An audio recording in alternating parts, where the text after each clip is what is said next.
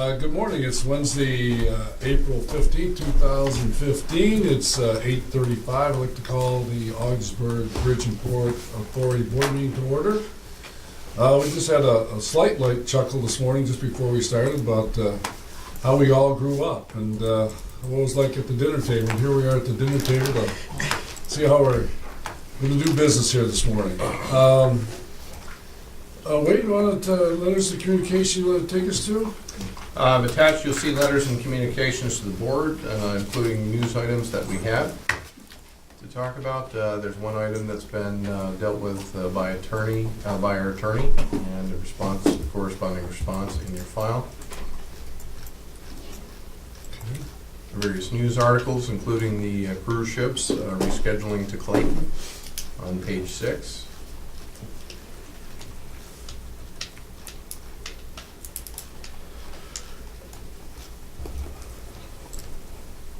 And I believe that's it, Mr. Chairman.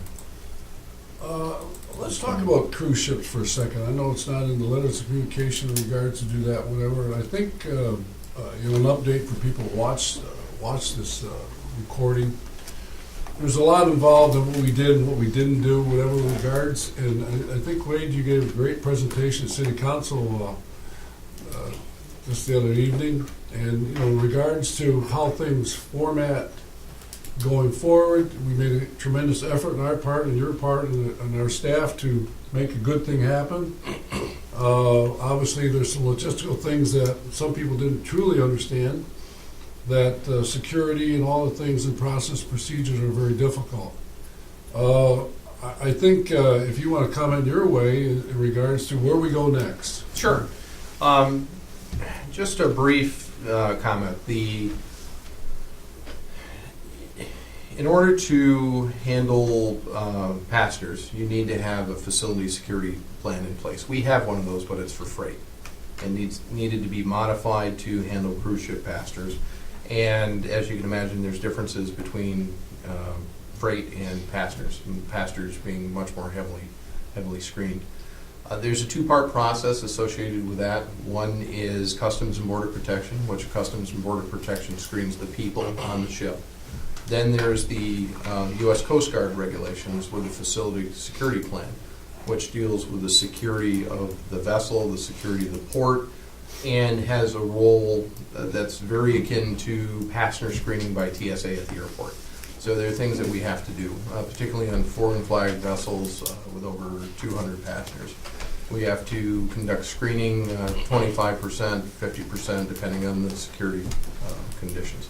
So what that means is once the folks are screened by Customs and Border Protection at the galley of the ship, they get off the ship, and then there's a random screening process from there, and it's very much equivalent to what you see going on at the airport. The facility security plan itself is generically in 3 parts. You say what you do what you say, or you pay, and those are the 3 components to that. And the fines are very hefty. The fine chart starts at $10,000 and goes up. So as part of the facility security plan revisions that we needed to do for the passengers section, we discovered a couple things. We discovered that we needed to make some changes in our security at the port, not only to handle passengers, but to handle everyday operations, and you'll see one of those things on the agenda for today. We were able to do some last-minute training and avoid a potential $30,000 fine. We haven't talked about that because that was one of those problems that came up, was fixed, and we solved it. I think about 2 days after we identified it. So, but what happens with this document? It's a back-and-forth document with the U.S. Coast Guard. The problem was identified that the city was going to lose the cruise ships on March 24th, and we had the problem fixed as of April 2nd. So in that sense, it was a very good thing from our side of things, and a good effort with the Coast Guard and also with our security consultant, who we happened to meet just by chance in Cleveland 2 months earlier. And that security consultant, if you will, is akin to, now how SUNY Canton is going for like law enforcement. That's one of their primary areas of focus. The University of Findlay in Ohio writes facility security and maritime security plans. So with a combination of that, and I will add they do it very inexpensively versus the private consultants.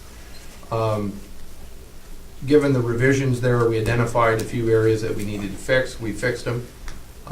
We've also identified that the plan needs to be rewritten because it's supposed to be renewed every 5 years, and our plan is almost 10 years old. So we've got to do that and get that done. The overall issue in that regard is that when we're a light switch facility handling freight, we're kind of at the bottom of everybody's priority list. Then when you're handling passengers or have the potential, you're at the top of the list. So a lot of interesting things are going on there.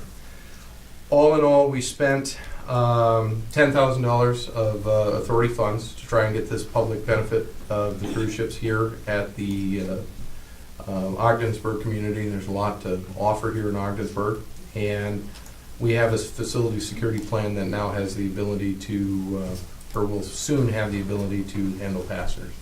So we're in a good position for the future.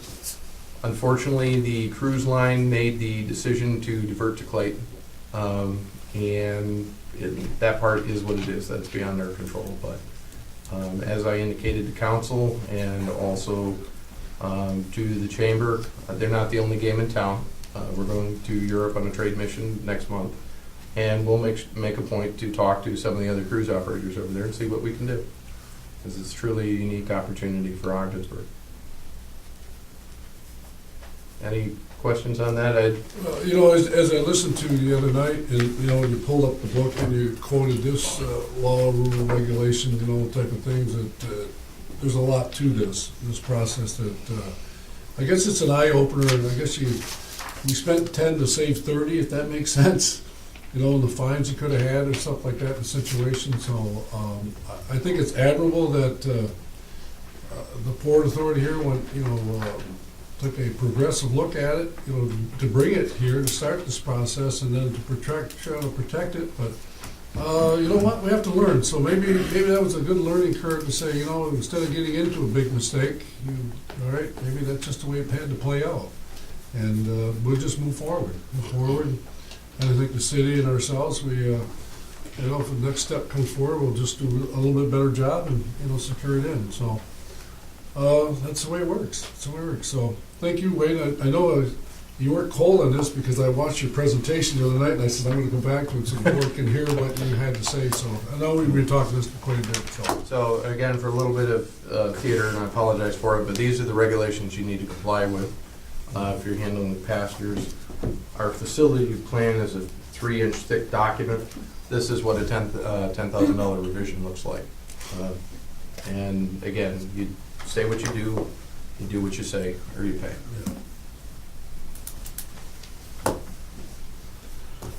Thank you again. Any other comments or anybody would like to make at this time in regards to that?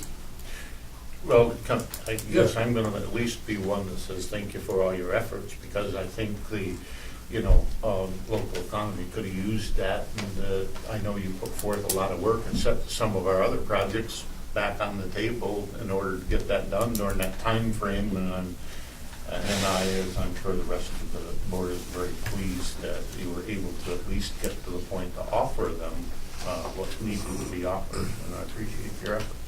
And that's great on the European trip, excuse me, that, you know, at least now we know, we're a little more versed on it and a little more aware of the fact, and hopefully it will open up some more opportunities.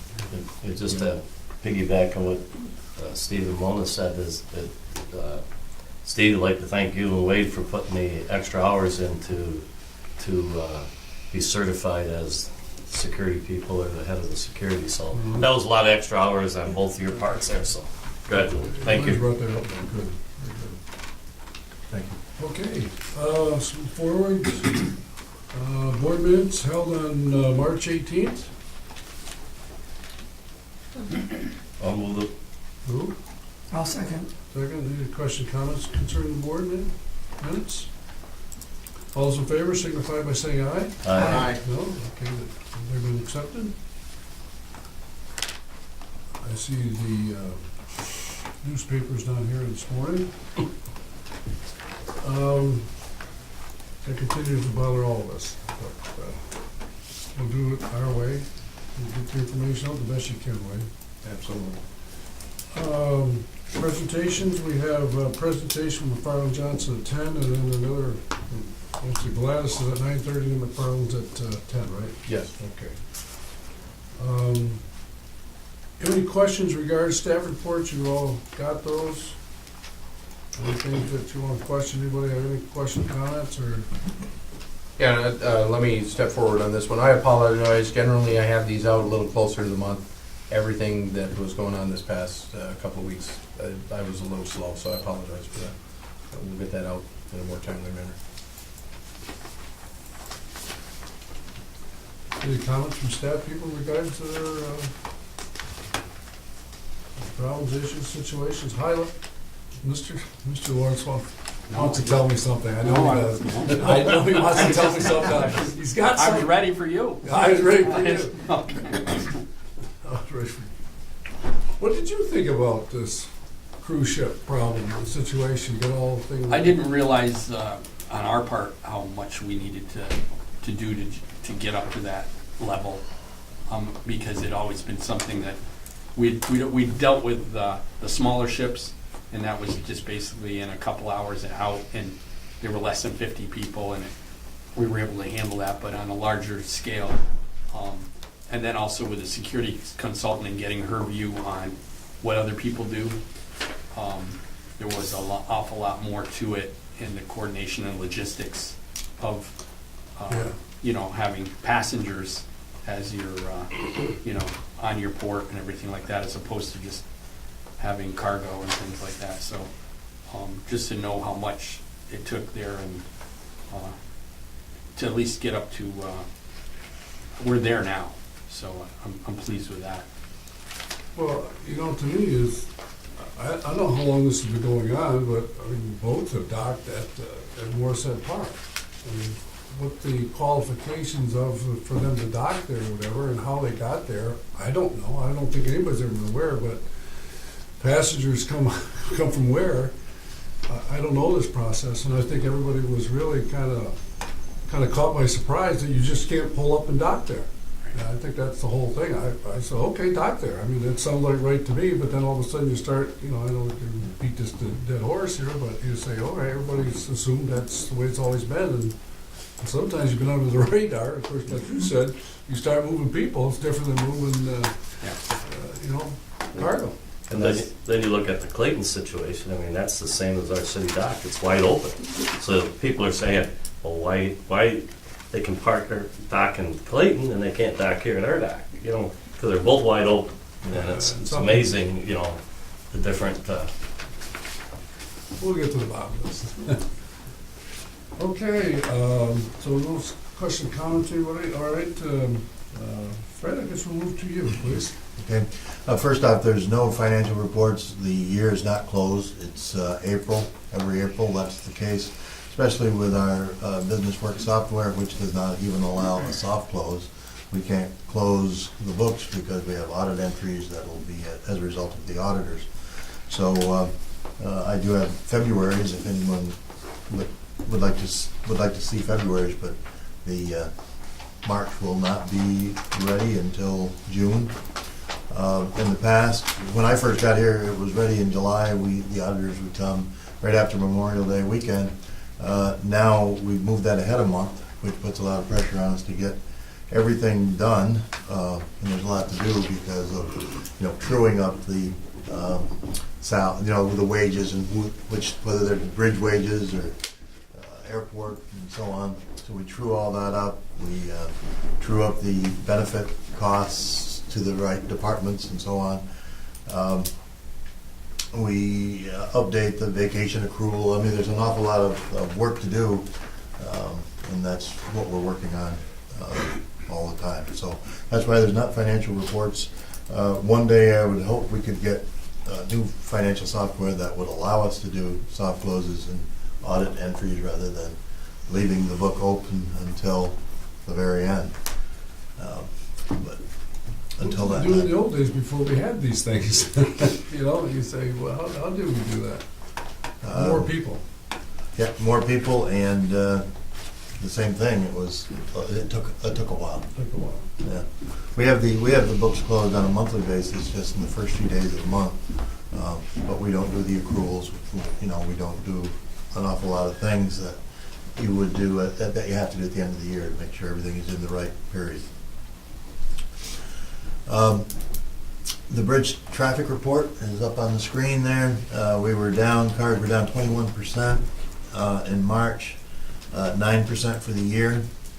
Trucks were up 4.6. If you looked at the whole system, the cars were down 8%, trucks were up 3%. So our trucks were better than the average, and our cars were worse. We were one of the worst crossings as far as change from the year before. I think, and I don't have scientific proof, but I think we are more susceptible to the Canadian dollar because of a lot of our traffic is related to shopping and so on, where at a lot of these crossings, it's crossing to travel somewhere. And I think ours is more related to shopping and thus more susceptible to the Canadian dollar weakness right now. But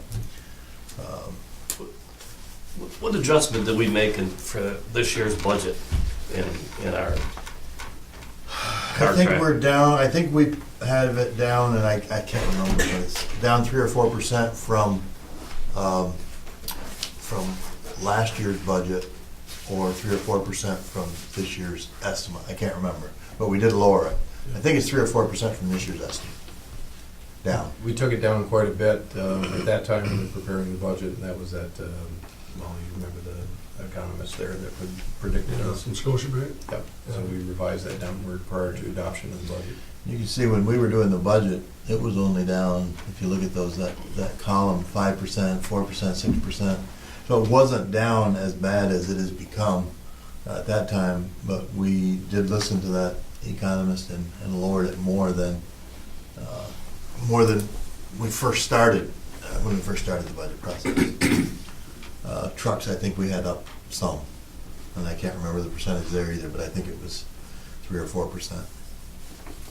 That's really important to us as well, because one truck is worth 3 passenger cars. So one of the things that you'll see later on in the agenda is approval of a program designed to increase our truck traffic further.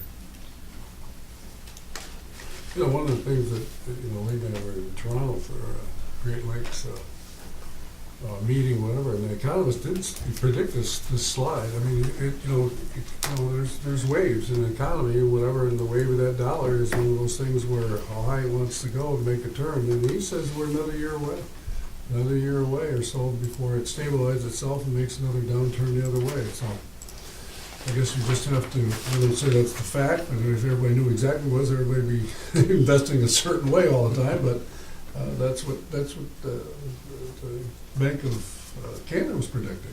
That's what they thought, so we'll have to work with it. So moving to the airport report, the passengers at the airport were up significantly from February, but down from a year ago. There was much fewer canceled flights in March than there had been in February. So it was much improved, but still not up to what it was the year before. And our fuel sales were strong. Remember a couple of months ago I told you we had lowered the price in order to get the fuel moving. Since then we have received fuel at the lower price, which has also helped our pricing, so the fuel is up over last year now.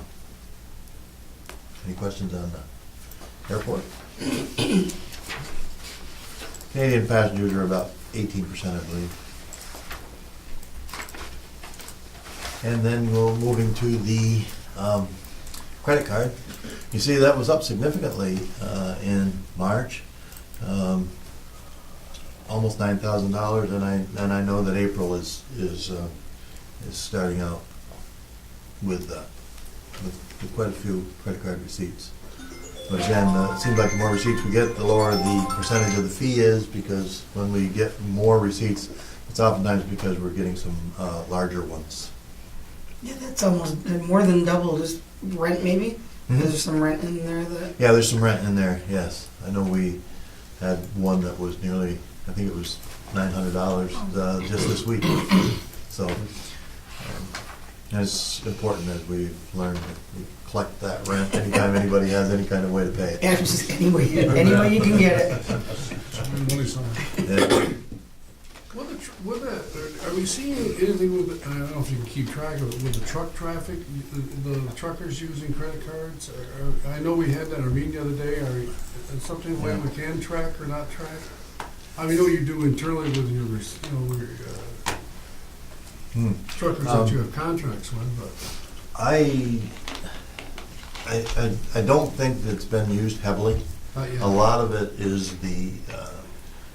a lot of the use is the renewal of their commuter cards. You know, the $37 charges, the $100 charges. A lot of the credit card receipts come from that. There's a few rents, there's a few trucks because they're the $10, $12 receipts, and there's a few 275s. But it seems to be almost all of it is renewals of the commuter card. Mr. Chairman, I can, Fred, I can see more and more of that happening, because as we all know, I mean, I'm in the industry, as we all know, more and more banks are offering rewards programs, whether it's your debit card or your credit card. And it used to be 10, 15 years ago, there were just certain things that qualified for your rewards program. Right. Hey, now with our credit card, I mean, you're gonna get money back. So you're getting cash back. So, I mean, people are making the $900 payment for on their credit card, so they can get some rewards. Get a free pair of shoes, right? Get money back. I mean, but like you said, but the big thing is a lot of these banks are literally giving you cash back, opposed to you gotta, buy something. They're giving you cash back. So I can see more and more of that happening.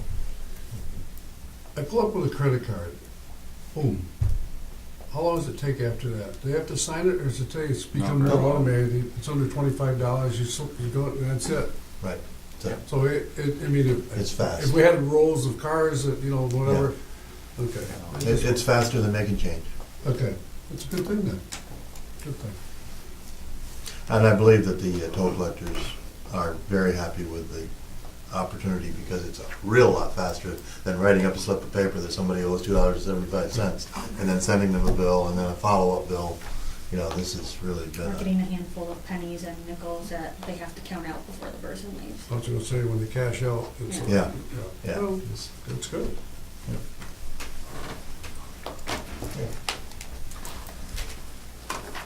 John? Yep, building occupancy report, we're about 48% occupied in the industrial park. About 20% of that's building 7 being added, and we took out Farrell Technologies and the corporate center this month, as well as an office space by Pokemon. And we're working aggressively to market that and some decent prospects. So hopefully we get those numbers up. 100% occupied here as usual. Roughly 76% at the port, and we've been getting quite a bit of rail cars of grain, and 24, 25 rail cars of grain going into storage. And the airport, we're about 60% occupied.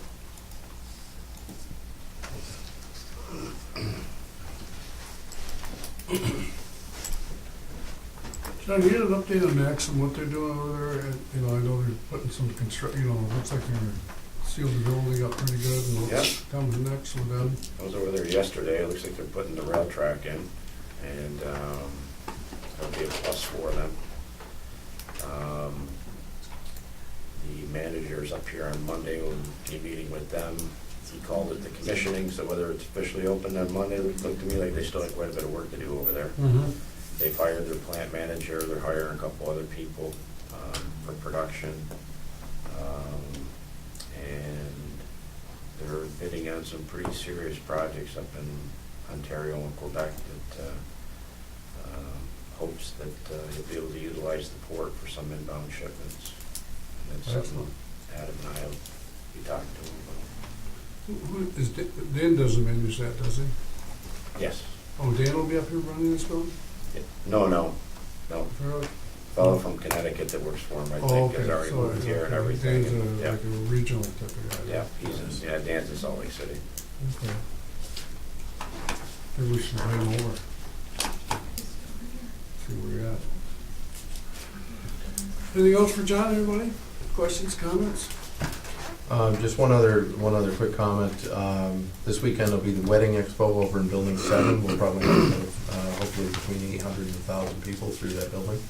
And John, before I forget, would you also reach out to Judy Aldridge, please, so we can get something on the side promoting that as well? Sure. So it's a great opportunity, see a nice building at a low cost. Well, I think something that you took me for a tour last week, whatever it was, and it's amazing inside the building. I know we toured there, the staff people doing a fantastic job, really. The floors and everything inside, I mean, it is really, it's looks like quality now. It really looks Yeah, quality. and you already know this, but we did it for a lot less than the numbers I threw out there. Right, that's I was, another good we're point. being conservative, but things weren't quite probably as dire as maybe I thought. So Yeah. that is the plus side. We did spend some money, but nowhere near what Wade and I talked about, Yeah. what we thought to bring it back to. And I think I'm pleased with what we've got. Yeah. The one part that got me a little bit from, it's like, okay, it makes sense one way, is you go into the office space and it's that old carpet still there, and it's like, okay, well, what are we gonna do here? Because you say, all right, well, am I gonna put carpet in I like, or am I gonna wait to whoever going to come in to use the building, put what they like, And I don't know how you handle that in a way that it looks horrible with the carpet in there, but you don't want to put carpet. We washed it this week. Yeah, I know, but I know it looks better than it did. But Yeah. what I'm No. saying to you is, I mean, it's like you've done all this other work, and you go back and you say, you look in the office space, and it looks wonderful. It may Seriously. be, or John or whatever, it may be a selling point that you can say, well, we're gonna replace this, you're welcome to Yeah. choose a brand that, we've done that before, so that Yeah. kind of, rather than your color taste may not match what, Yeah, he for might sure. be showing, or something like that. It's really a spectacular looking building, and just to kind of put some context with it, like a fire system repair, we thought was going to cost $75,000, cost $15,000. The HVAC units, we repaired 4 HVAC units that could have cost as much as $60,000. It was what, $1,200 parts and Yeah, just a lot of Um, little things that, you know, and they're old, but 3 days worth of labor. So but they're functioning. I mean, there's numerous examples like that. So really, kudos to you and your staff on that. Well, you speak of that line, as we see Del Falsco nurture itself here, whatever. I mean, you look at the front of that building, that is a showcase building. And he told me he was going to build something special. He was telling it like it was. I mean, that is really, really nice. I don't know when we can go and do a tour inside someday, but it's pretty impressive to start with. Pretty impressive. And that's the first thing you see when you come into the park too. Oh, So yeah. It's, It it's was like, strategically, it's yeah. perfect where it's located. Unbelievable. Yeah, really nice. That's beautiful. Really nice. Well, I hope he gets his business plan works and a lot of people come to work here. It'd be awesome. We got some committee reports. Doug and Steve, I know you share that committee, whatever. I don't know who wants to make statements or whatever. I guess it's open to everybody, really. The chairman can. I was gonna say, I ran the meeting, you can give the report. I think we're bringing something to the full board, that's not right now, right? We'll bring it later on. Okay, the marketing committee did meet, we did take a look at extending the contract. We reviewed possibilities of different things that we could do with the Canadian market the way it is.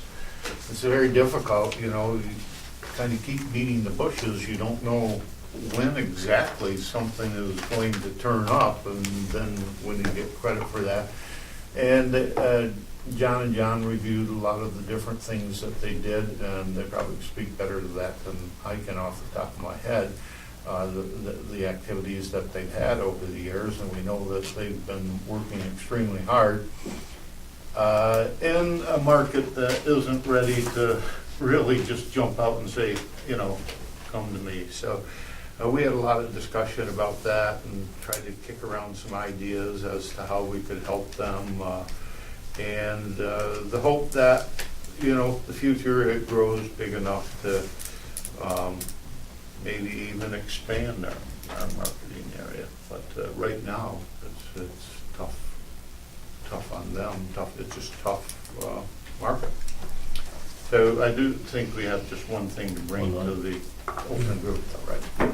Well, I think there was, if you have a meeting at 4 o'clock in the afternoon, you're an hour and a half, 2 hours, and you try to review what we're doing, how we're doing things, whatever. And I to accolade you, John and John, whatever. But you gave us a great report.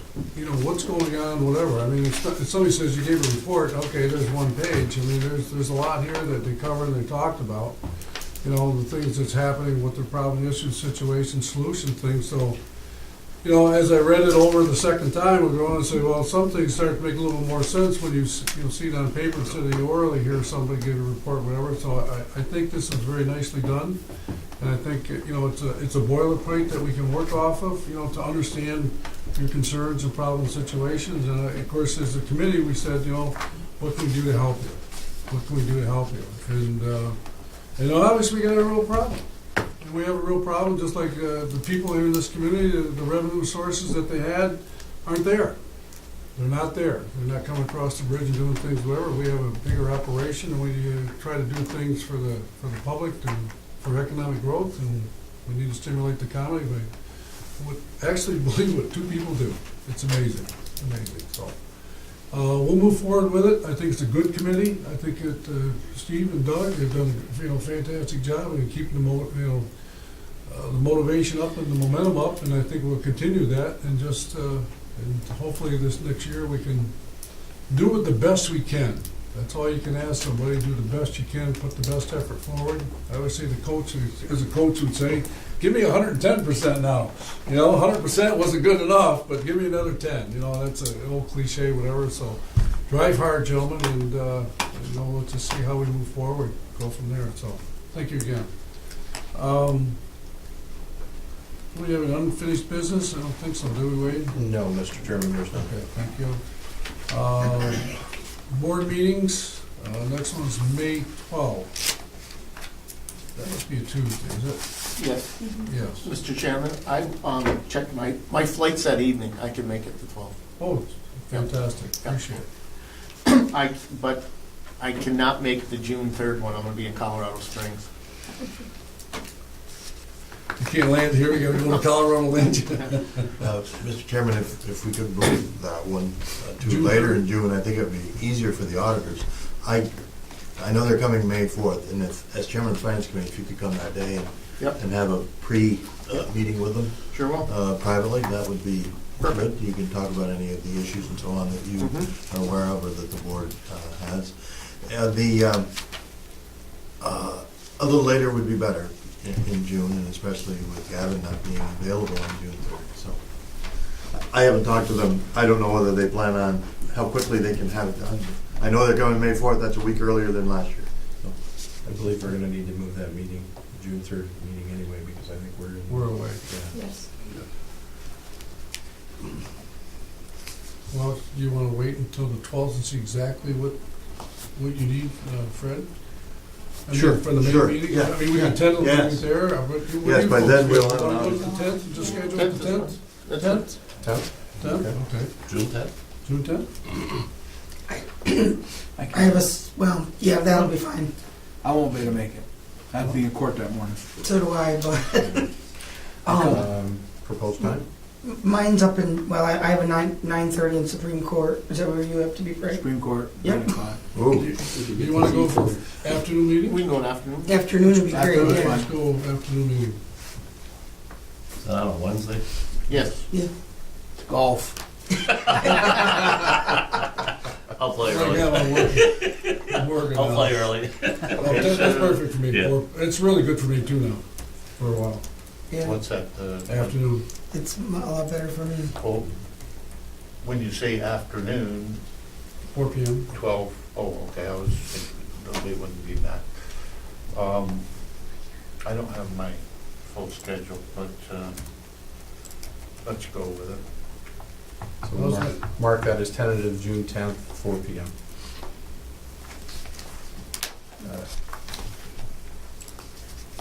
How about May 12th? If it's easier in the afternoon, it's fine with me. My flight's not till 10:20 out of Ottawa.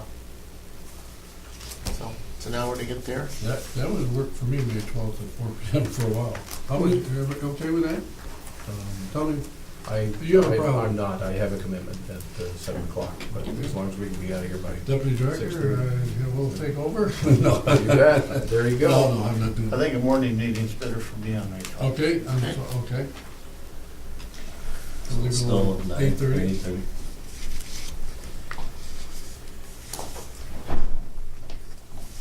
All right, well, here we are. Here we are. Okay.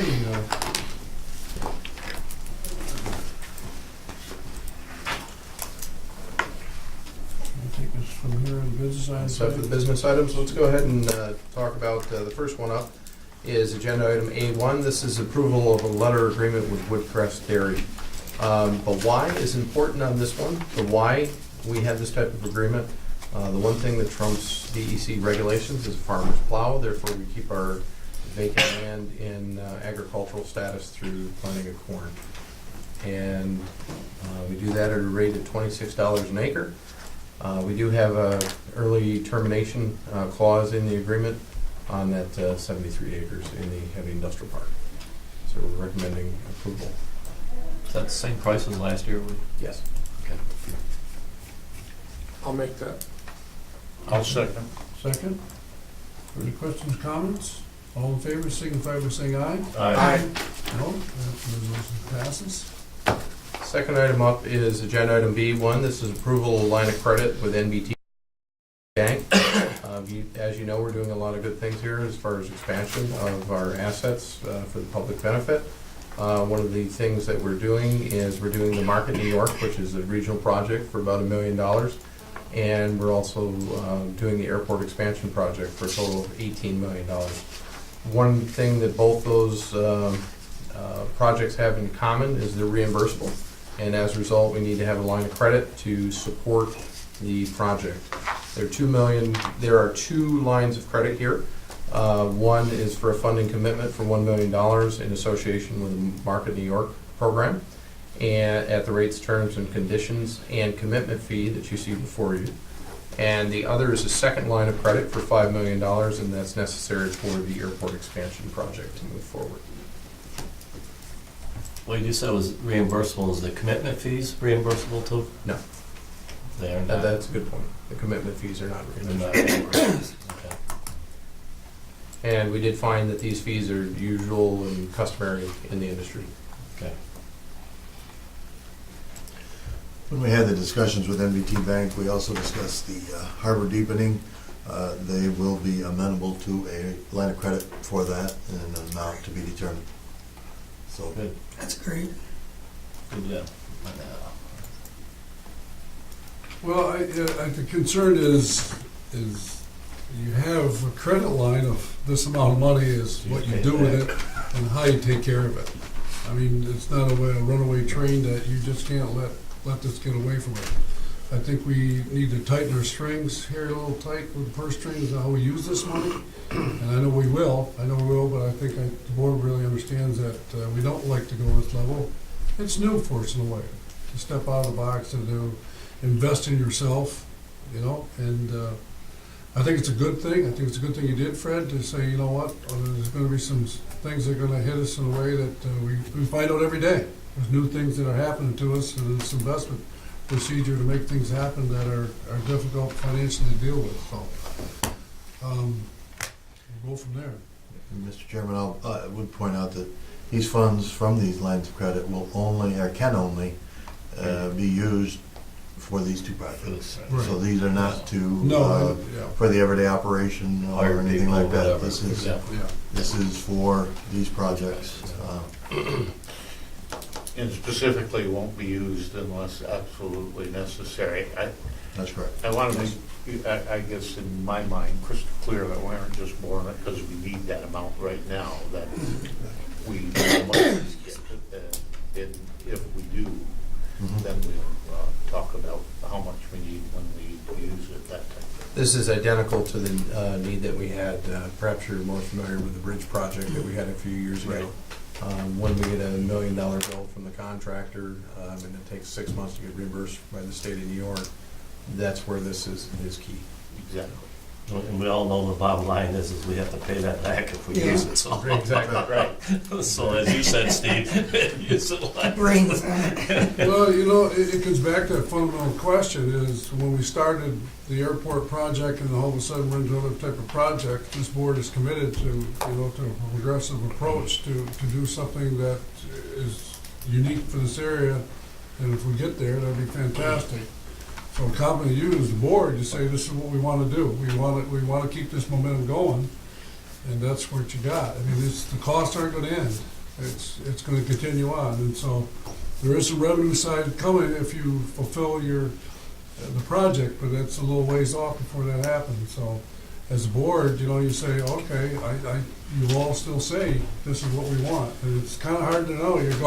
You can see the light at the end of the tunnel, and you go in and say, all right, well, am I stopping now? And obviously we believe that we're not stopping now, and we're going to go forward. Yes, sir. Mr. Chairman, when we wrote the resolution, thank you, I had a term sheet, which is an offer to lend money. Yesterday, I received financing commitment from NBT Bank. I've been in conversations with them and answering a lot of questions, you know, since they were here a few weeks ago. And this is pretty strong endorsement of what we're doing, having a financing commitment. This is for, you know, as soon as it's approved here, they've crossed all their T's, dotted all their I's, they're ready to roll. It's been approved by NBT Bank.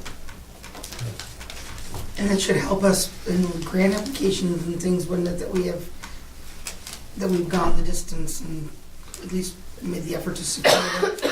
Yeah, unfortunately, probably not. This is No? probably neutral in that regard because at the highest level, let's talk about the FAA project for a minute. There's an $18 million airport expansion project, $15 million financed by the FAA, 2.5% by the state of New York. We've got that commitment. 95% of the $15 million from the FAA will have something committed at the end of August by the FAA. So the question is, what's that something? And we're working diligently with our elected officials to make sure the appropriate FAA arms are twisted in that regard to support this key project. In that way, are we going to, when the FAA approves X amount of dollars to us, is that when we'll reimburse ourselves for the money that we put out? No, that's when the actual,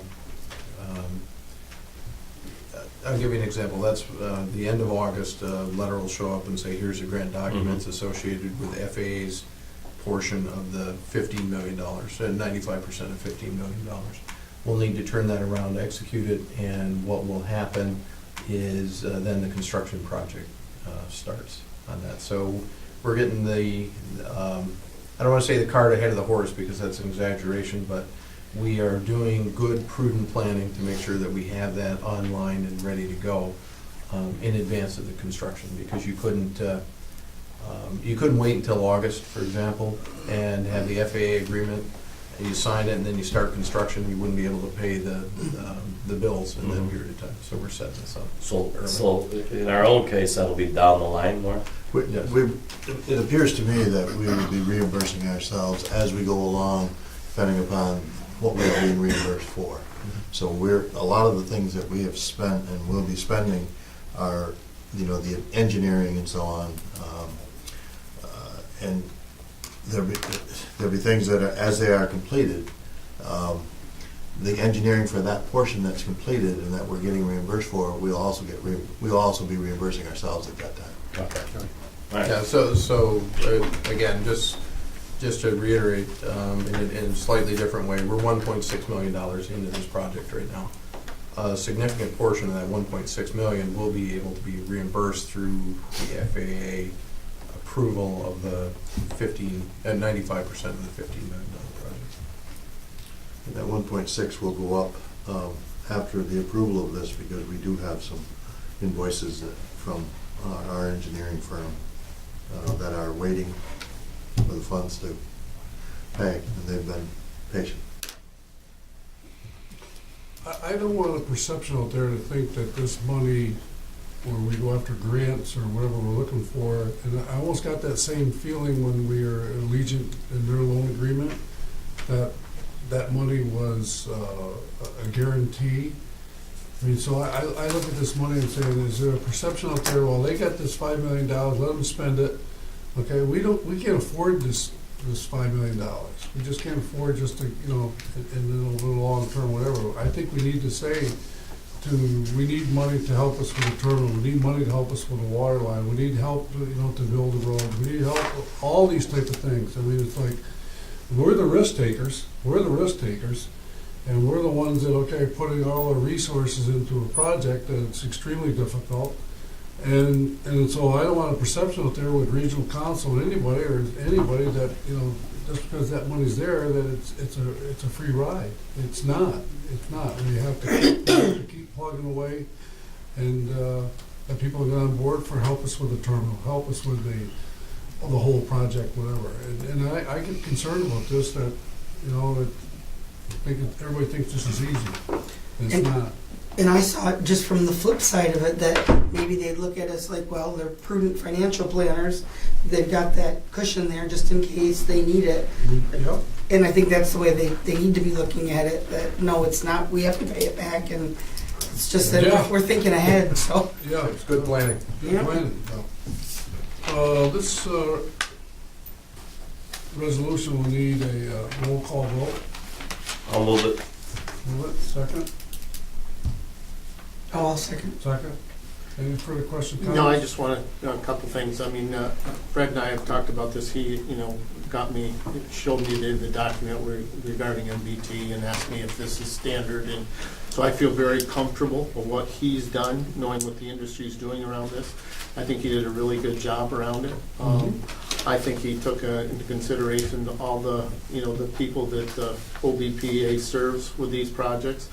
Also, as we kind of alluded to previously, he made sure he made some inquiries if there's other things down the road that we want to do, that there'd be the opportunity to do that. So I just think he did a bang-up job with that. I just want to make sure everybody knows that. So thanks for that.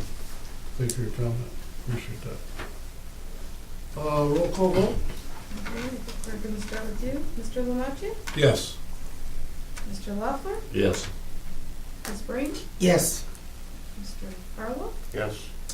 And Mr. Reagan? Yes. Motion passes. Thank you. Next up is agenda item B2. This is approval of an extension agreement with McClellan Group. The term of this agreement would be May 1st, 2015 through April 30th, 2016. The marketing campaign is designed to increase truck traffic on the Ogdensburg-Prescott International Bridge for a total of $30,000 in Canadian funds. It is Canadian. That is It's like Canadian. Adam changed the contract. Good. Good job. Save the slow right there. As you're doing talk of the campaign, Once, I'm sorry. no, go ahead, I Steve. thought you were, well, once I left the meeting, you tend to do some thinking on this when, The car right around, your A little brain bit, goes on that. and then when I saw the bridge crossing traffic, I looked at the substantial decrease that we had in our traffic. I know that we're focusing on trucks, and the program seems to be paying for itself. Also, the fact that with the construction of other bridges, and its traffic will naturally come this way, but we want to do everything we can do to attract it this way. But somewhere in that process, I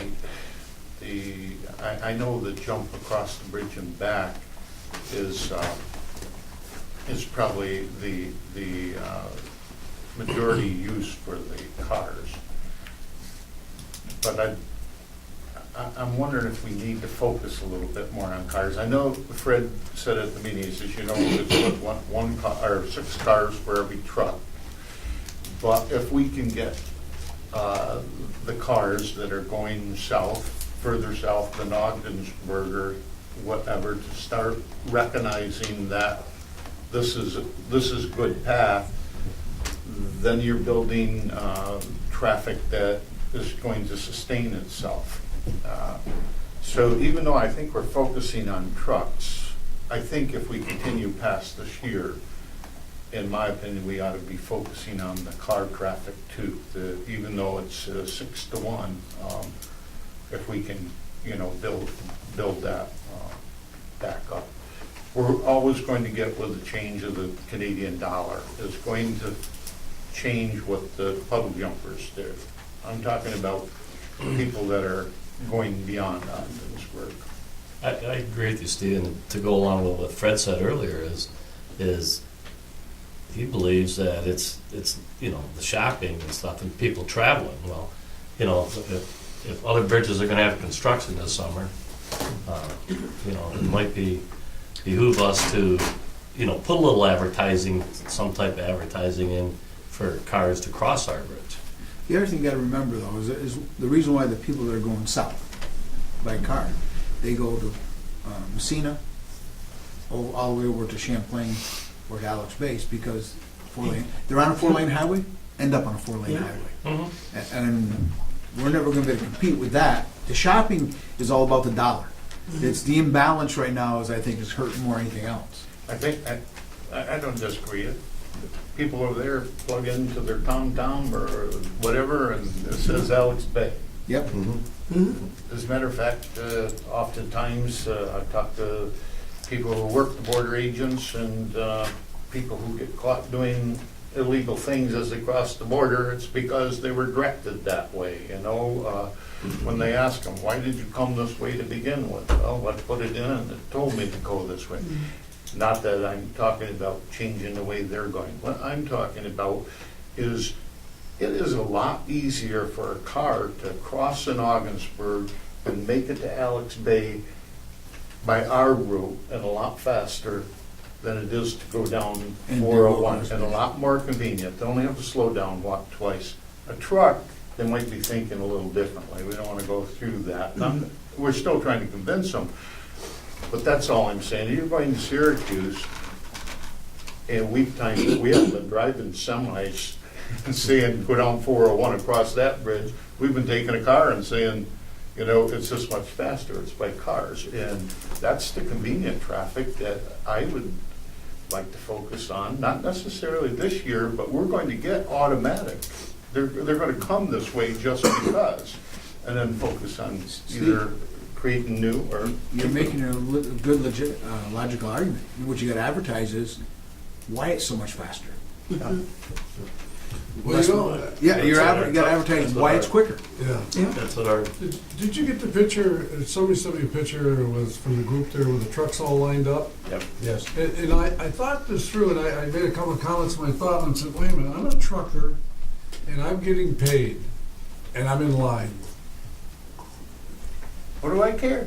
No, they get paid by the mile. Yeah. Well, I don't know. I don't know who's who. Yeah. Well, I'm just saying, but wait a minute now.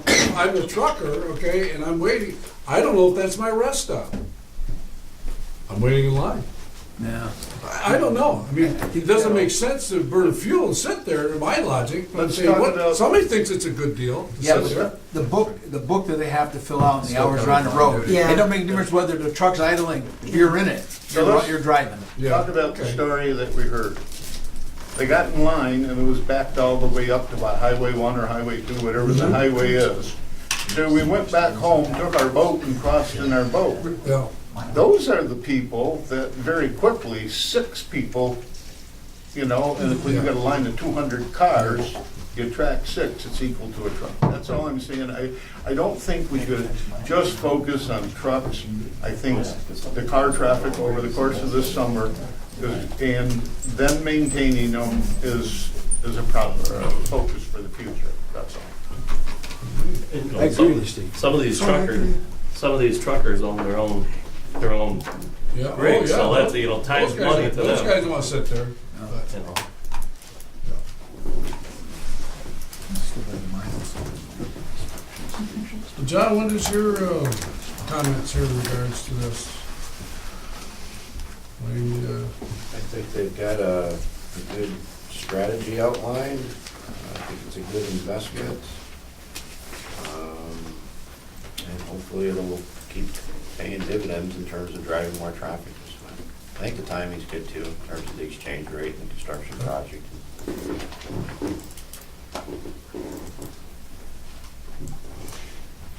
For the full board, some of the information that we probably didn't throw out is, one of the plans is to advertise our bridge at the beginning of the inception of people's trips up in Montreal or whatever. So they aren't just driving down 401 and saying, gee, I think I'll take the Ogdensburg Bridge today. That at the beginning of the trip, they can look at it and the billboard advertising or whatever they're going to do, they're advertising it where the majority of our traffic originates, or the majority of the traffic down 401 originates, where they can be focused from the beginning of the trip, or at least somewhere near the beginning of the trip down. I thought that was a good idea too. Fred, it's a little bit different, but again, to encourage the cars, you can maybe answer this, and I don't even know if it's possible. It might be a nightmare for you, but would it ever be possible to do like weekends in the summer, Canadian money at par for the crossing? Or is that something that the regulations would? I don't think the regulations, I think that would be up to you as the policymakers. Regulations say that we can't change our fees, but, And that's what I you know, wondered. our tolls, but And as that's far what I as, Yeah, actually, just to interject on this, we're not allowed to do that by regulation. Once it's approved, that's our fair schedule.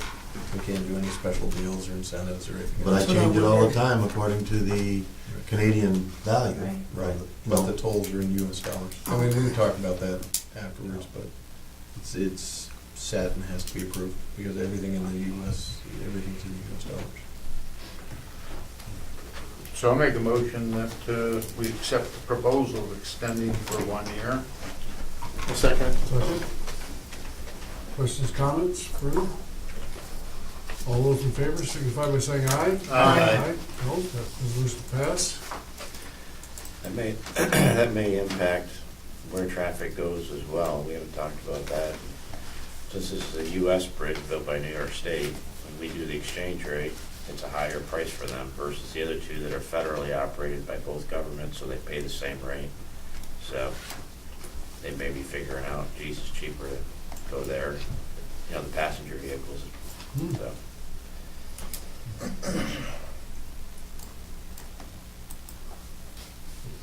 Okay, so that brings us over to C1.